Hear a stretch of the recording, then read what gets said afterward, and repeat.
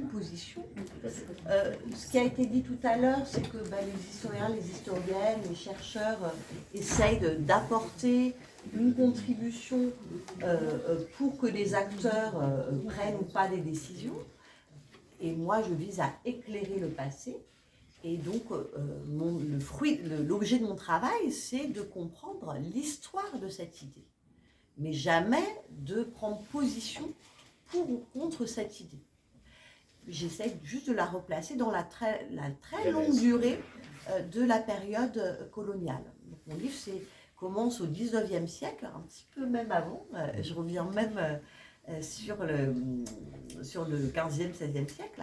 Et se termine dans les années 60-70 pour éclairer la généalogie et la genèse de cette idée. Bon, si on évoque l'interdiction de mon livre au Sénégal, par rapport à son titre, il me semble qu'il y a d'abord eu une instrumentalisation de mon titre. Mon titre nomme l'objet de ma recherche. Lorsque ma collègue Armelle Mabou a publié son livre qui s'appelle « Le massacre de Tiaroy », elle n'a jamais dit qu'elle faisait l'apologie du massacre de Tiaroy. Elle a pu nommer le massacre de Tiaroy.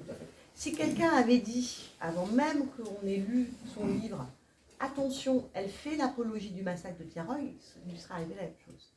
C'est parce que le livre a été à un moment donné, le titre a été à un moment donné instrumentalisé que chacun s'est mis à regarder ce titre avec ces lunettes-là. Mais nommer sa recherche ne peut en aucun cas menacer l'intégrité du territoire. De la même manière, dans son travail, le racisme est interdit. Voilà. Si on travaille sur le racisme et qu'on utilise ce mot-là, ça ne veut pas forcément dire qu'on en fait l'apologie. C'est l'instrumentalisation qui est compliquée et non pas la recherche historique. Et vous évoquez le film de Ousmane Sembène Ousmane, si on veut respecter la manière dont il se présentait, Camp de Tiaroy. Pour moi, c'est scandaleux qu'il ait été interdit en France en 1988.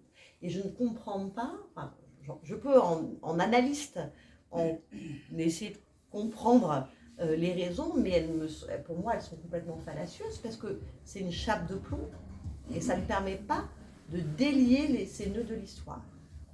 Et finalement, il vaut mieux travailler ensemble avec l'histoire dans toute sa complexité, dans toutes ses aspérités, plutôt que de mettre la poussière sous le tapis. Donc cette censure-là du film de Sembène Ousmane a été pour moi une gestion extrêmement problématique de l'État français, de ses responsabilités par rapport à Tiaroy. Et finalement, d'ailleurs, il est obligé d'en revenir. Donc l'argument de ce point de vue-là, voilà, il faut pouvoir tenir les deux ensemble.